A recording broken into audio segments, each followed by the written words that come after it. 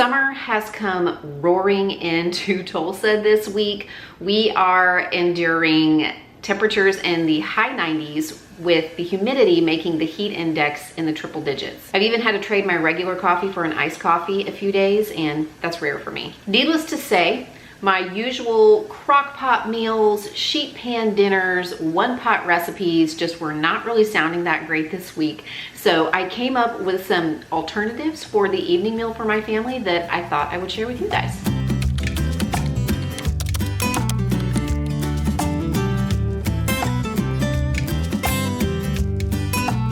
A lot of these are meals that require a minimal amount of cooking, so I don't have to fire up my stove or my oven for very long or at all. And several of these are meals that we actually ate chilled, so they were very refreshing at the end of a long, hot day. I think sometimes we tend to think of the crock pot or the slow cooker as a wintertime appliance because we use it a lot of times to make soups and stews and to slow cook different meats and make sort of comfort food type dishes. But I actually utilize my crock pots a lot in the summertime because they don't heat up my kitchen the way the oven and the stove does. Yesterday, I used my crock pot to cook up a whole bunch of chicken breast. I had a big package of chicken breast that I threw in the crock pot with a little bit of salsa and taco seasoning. I let it cook on low for about 6 to 7 hours, and then I just shredded that up with a couple of forks. It was fork tender. I used some of it last night to create some really delicious wraps. I started with a bag salad mix, but then I added some extra lettuce, some veggies that I had hanging around in my refrigerator that I wanted to use up, some of the chicken, a little bit of cheese, and then I wrapped that all up in a tortilla, and we had that with chips and a little bit of fresh fruit for a really easy dinner. We have a super busy schedule tonight. It's one of those nights when we have multiple activities. We have baseball, lacrosse, and swimming. So we're gonna be coming and going from the house at various times throughout the evening. So I wanted to go ahead and do a little bit of meal prep right now so that we have something ready whenever people are ready to eat dinner this evening. And I am going to use the rest of that chicken that I made up in the crock pot yesterday to create some salsa chicken pinwheels. I have made these many times. In fact, they're kind of a summertime lunch and snack staple. All it takes is some cooked shredded chicken,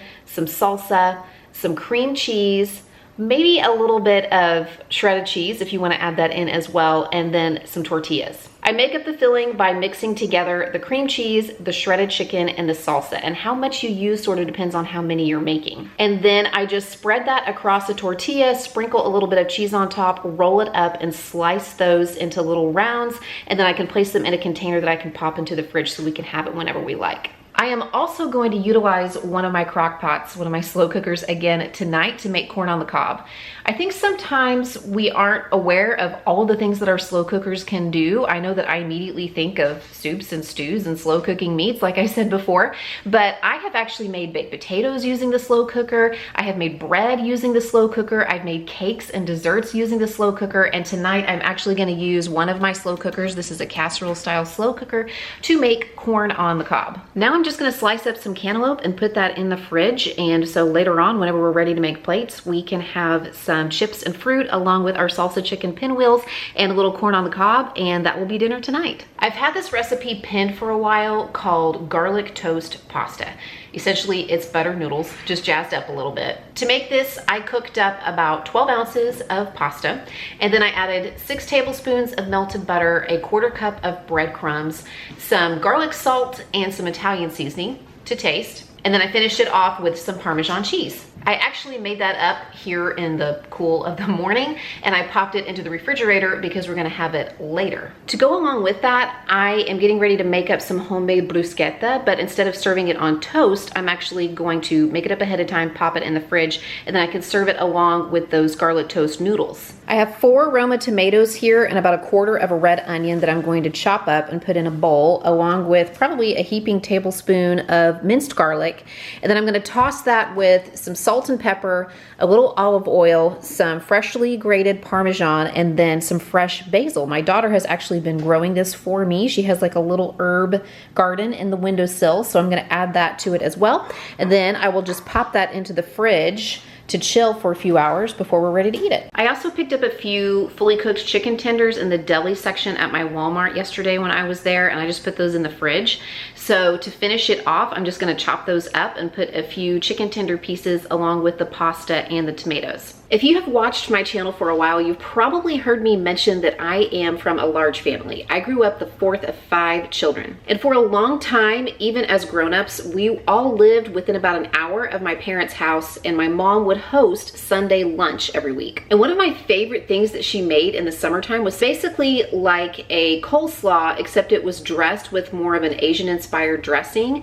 And then you topped it with crunchy ramen noodles. And I don't know why, I just found it really refreshing in the summer, and I always requested it on my birthday because I have a summer birthday. So last night I actually made my own little version of this, and I actually topped it with the protein to make it a complete meal. I had about 3/4 of a pound of ground turkey in the freezer, so I went ahead and browned that up, and I actually made that kind of like I've been making that spicy ramen dish that I've talked about in a couple of videos that we like so much. After the ground turkey was cooked, I added 1/4 cup of brown sugar, 1/2 cup of soy sauce, and about a tablespoon of chili garlic sauce, and I let that simmer on the stove until the sauce had thickened. But then I actually removed it from the heat and let it cool down, and then I transferred it to another container and I popped it into the refrigerator because I actually did that earlier in the day. To make up the salad, I used 1 bag of broccoli slaw and 1 bag of angel hair coleslaw.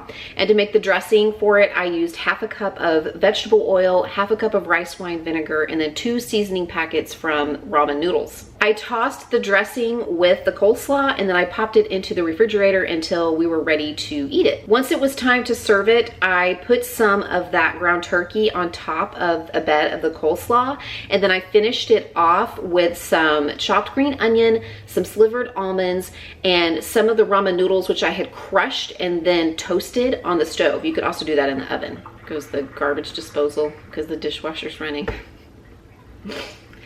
Anybody else run their dishwasher a whole lot in the summer? It seems like I'm running it twice as much, which I guess makes sense because it's summer and the kids are home. Anyway, I digress, but that was actually really delicious. But I think that I probably over seasoned the meat because the salad is already very flavorful and very well seasoned. It's got that kind of, you know, vinegar and oil type dressing.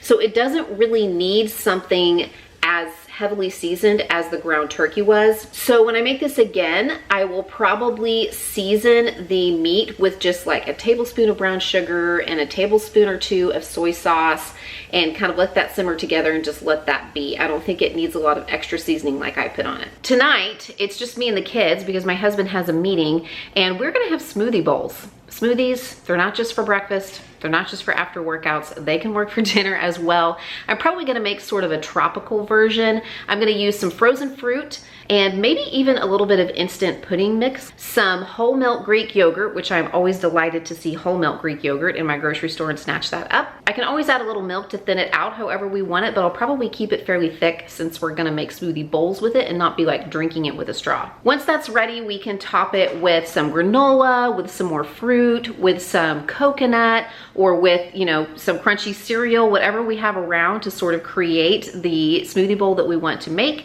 And it will be very refreshing on a day whenever the temperature is 98 degrees and the heat index is in the triple digits. Thank you so much for watching, and if you have ideas for some easy, no-fuss summer meals that don't heat up the kitchen, leave me a comment below, and I'll see you guys in the next video. To the other side.